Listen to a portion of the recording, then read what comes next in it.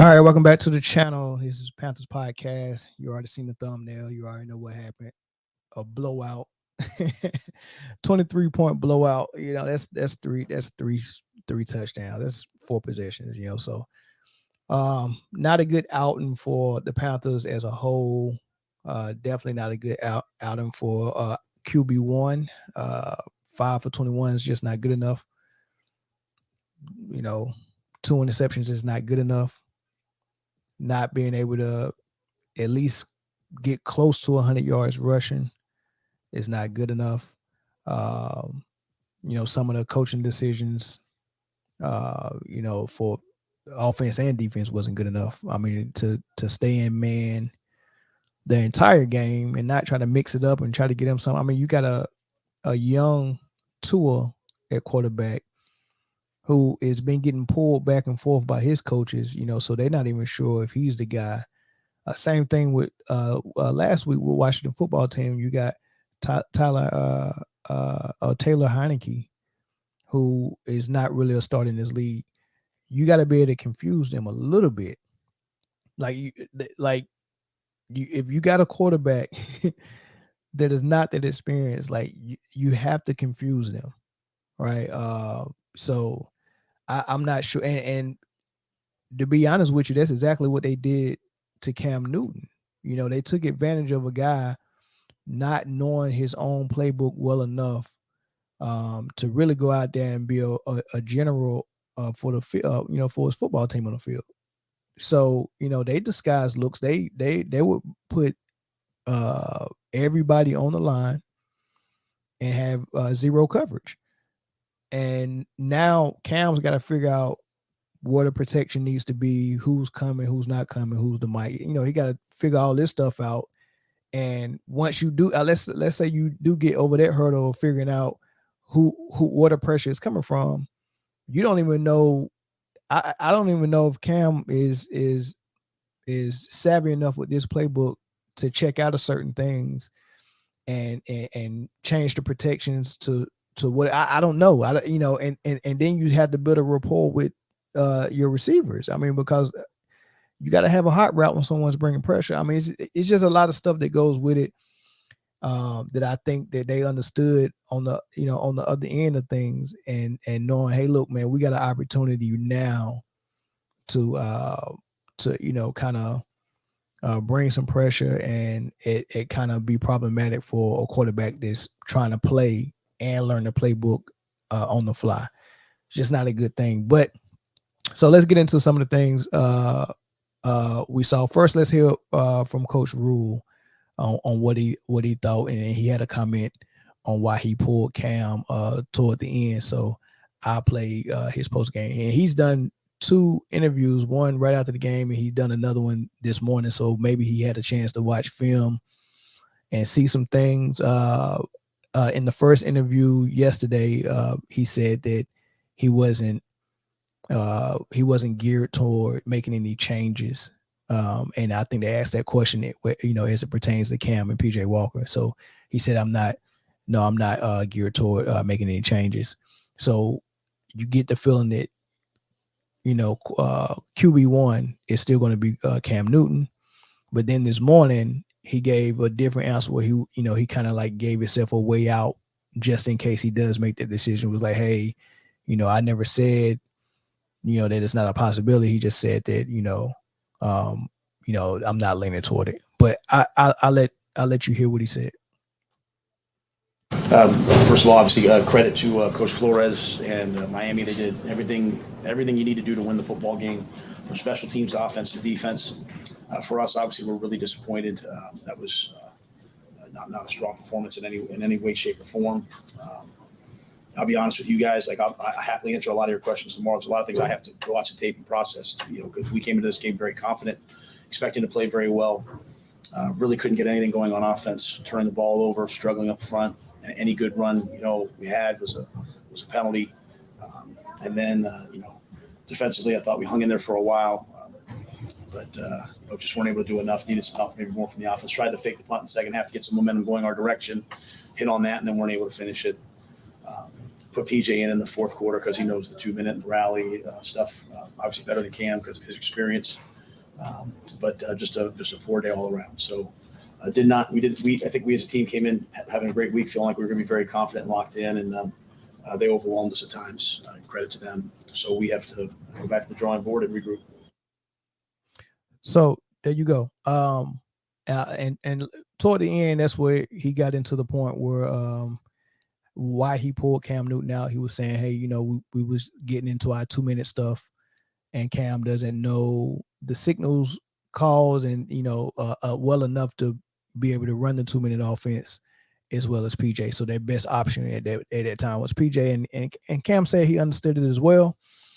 I got that sound bite. I don't know if I'm gonna play it, but Cam said he understood it as well. And he kind of seconded that. That's why he got pulled. That's what they told him. So I don't know if it sounds like he's still going to be starting next week against Atlanta. I think he will.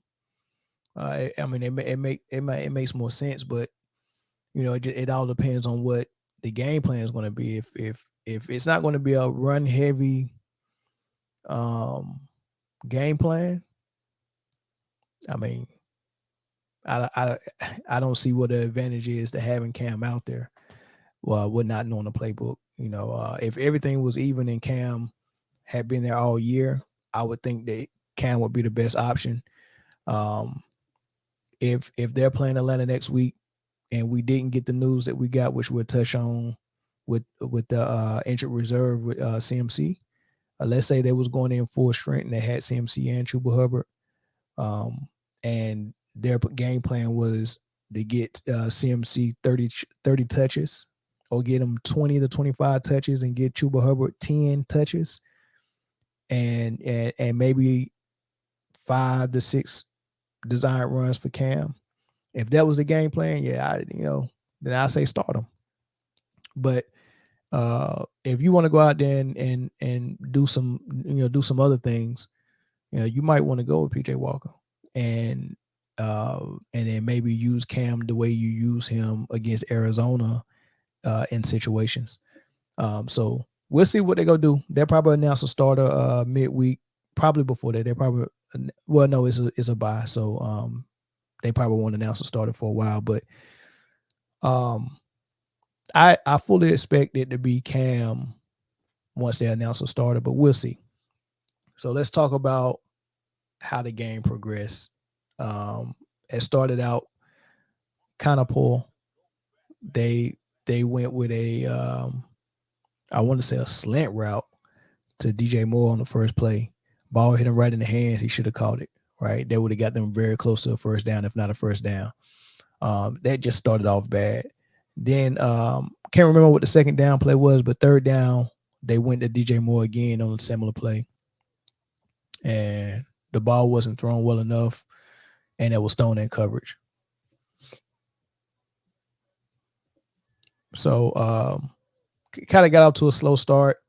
Defense did hold at first, and then it got to that situation where Carolina had the ball backed up in their own end zone and was punting, and then there's the punt block for the touchdown. So they're down 7. They're already in the hole, and then they come out of that and hit a big play down the field because, like I said, the Dolphins was in zero blitz a lot and, bringing a lot of pressure, and they was able to beat them on their blitz and hit DJ Moore for a 64-yarder. So I'm thinking, okay, all right, we about to get rolling. Get to the red zone, and then, of course, we punching into the end zone with Cam Newton. So we 7-7 again. We even. Then it just fell apart. Defense just started letting everything go. Whatever you got to take something away. It seemed like whatever the Dolphins wanted, whether they wanted to run or pass it across the middle or pass it, on the outside at the numbers, they was getting all of it.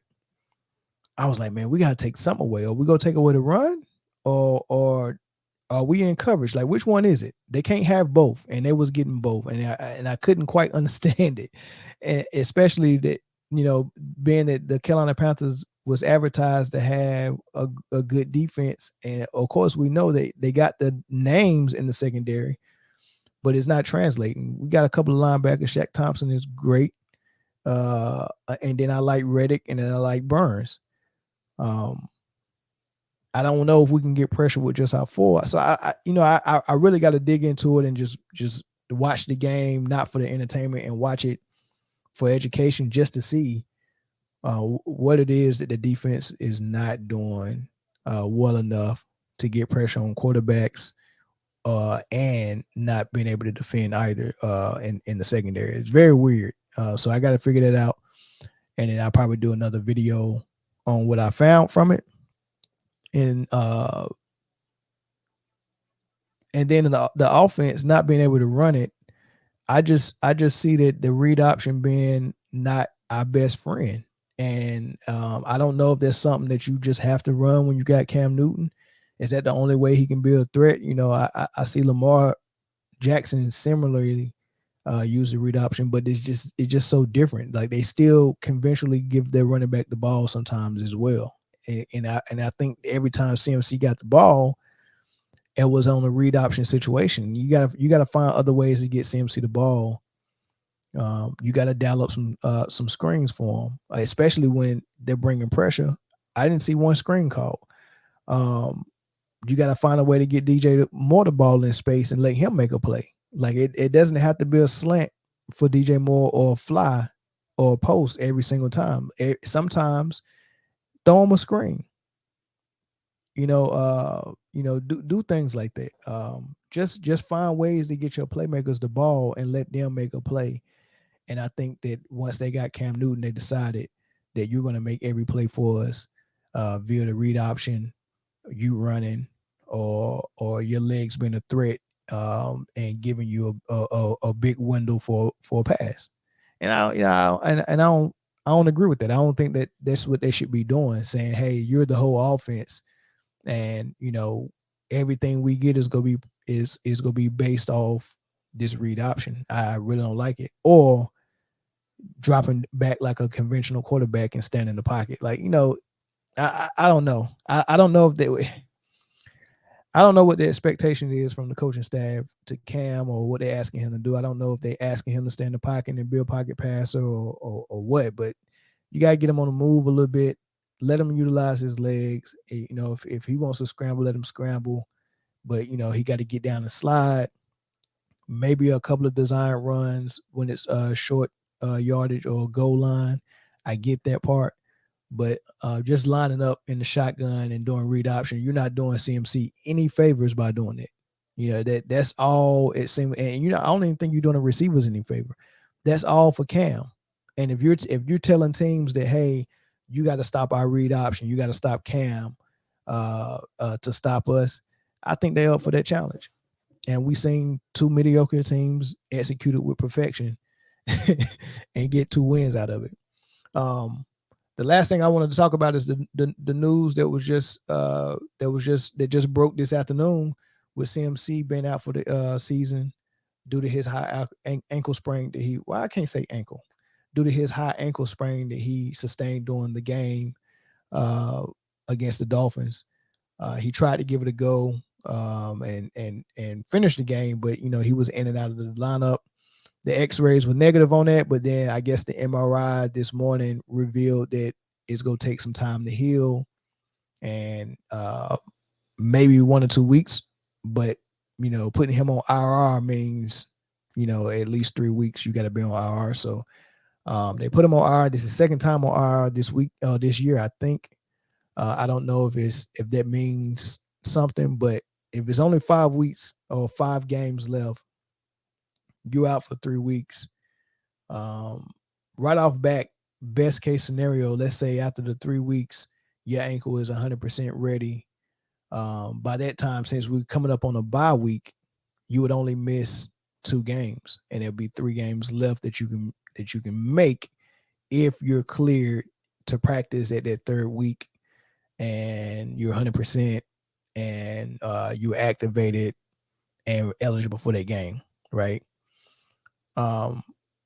The decision to put him on IR and then say his season is done sounds like that the Panthers don't think it's worth it to bring him back with those 3 games left, which means they don't think they're going to make the playoffs, and it's just not worth the risk to bring him back just for 3 games. Um, let's say he is only 2 games that he can come back for. Let's say he missed 3, right? So those last 2 games, I think they don't think they're going to be in a position to make the playoffs, so it's pointless to bring him back. If that's the case, I'm interested to think what type of decisions they're going to make this summer. Of course, you got CMC locked up to 2025. He's owed some money next year, a bunch of money. Cam Newton's on a 1-year contract. Do you sign him, or do you give Sam Darnold a second chance, or do you draft a quarterback, or do you go after Deshaun Watson? Those are all questions they gotta ask themselves and come up with a decision before the offseason. And then you have to do something to make that offensive line a whole lot better. All those are question marks. But here's the problem that I think the Panthers are having. You got those same question marks with the coaching staff. Joe Brady, Matt Rule. I don't know if it's. I don't know. This relationship ain't working out. I don't think. They've mismanaged money. They've mismanaged the quarterback position for sure.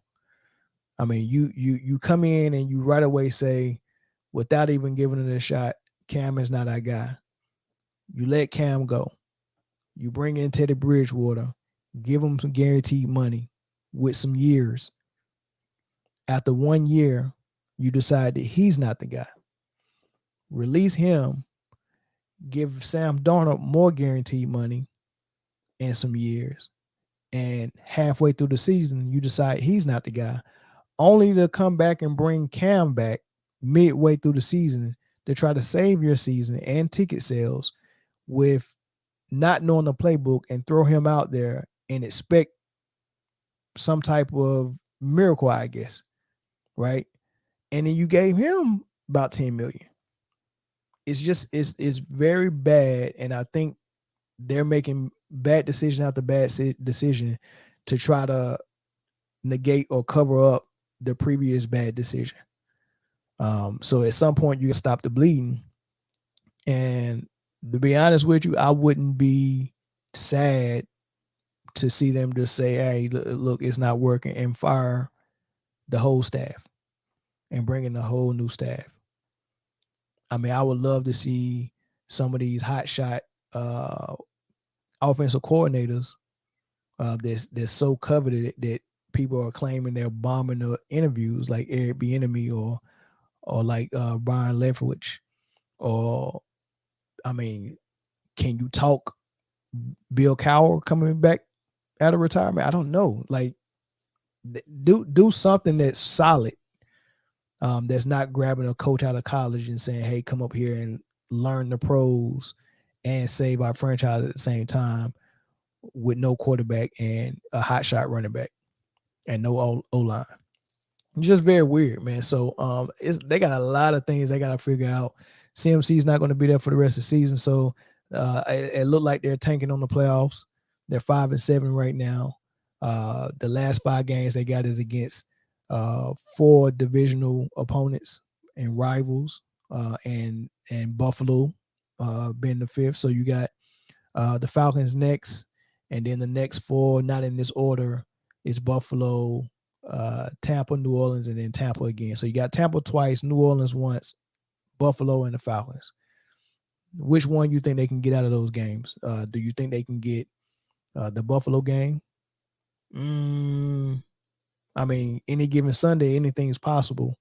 I mean, Jacksonville did beat Buffalo, so it's possible you come out here and have one of those type of games where you can put it all together and click and beat Buffalo. But if I'm a betting man, I would put my money on Buffalo. Can you beat the Falcons? Yes. But you also were supposed to beat the Washington football team and the Dolphins. Those should have been wins, right?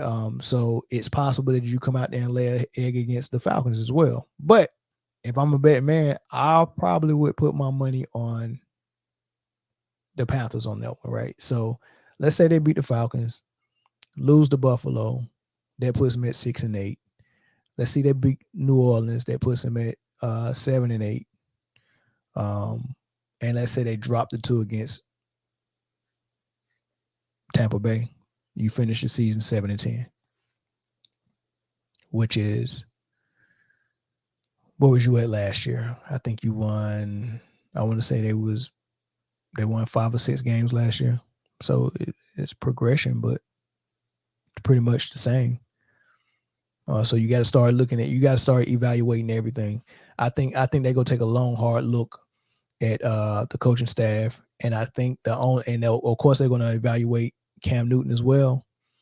And I think the only person that is for sure that's going to be there is the guy you locked up to 2025, which is CMC, which is out for the season. For the third season in a row, he's missed significant time.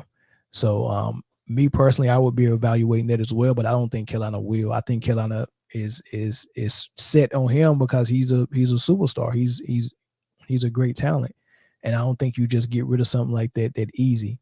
However, if you go for the option of trying to get Deshaun Watson out of Houston and it had to happen via trade, I think the only thing that you can trade is CMC. I don't think Houston would accept anything else. And if you're the Carolina Panthers, at that point, do you take that opportunity to get a franchise quarterback those are very hard to find, right? And when you do find a franchise quarterback, you can ride them for 10 plus years. But, time has shown us that you can only ride star running backs for about 5 to 6 years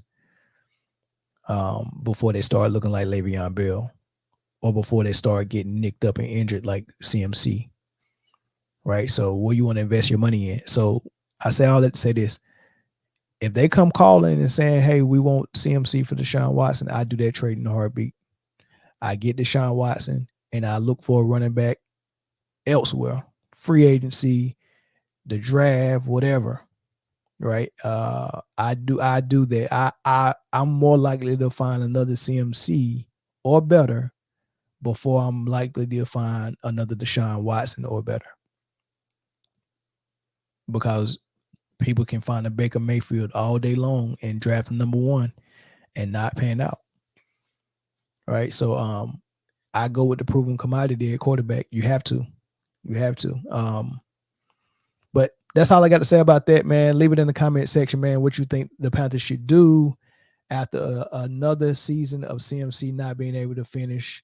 Do you think it's time to call it quits on CMC and use him as trade bait and move on with your franchise? Do you think it's time to call it quits on Matt Rule and Joe Brady? So give me your thoughts in the comment section. Make sure you subscribe to the channel. Make sure you share this content and come back for more content, not just on the Panthers, but also check out the Man Down podcast as we discuss everything in sports and even some current events. So check that out. Make sure you subscribe if you haven't already subscribed. I think last time I checked, probably around 90% of the people who watch the content are not subscribed. So go ahead and give us a sub and a like and a share, and we'll see y'all next time.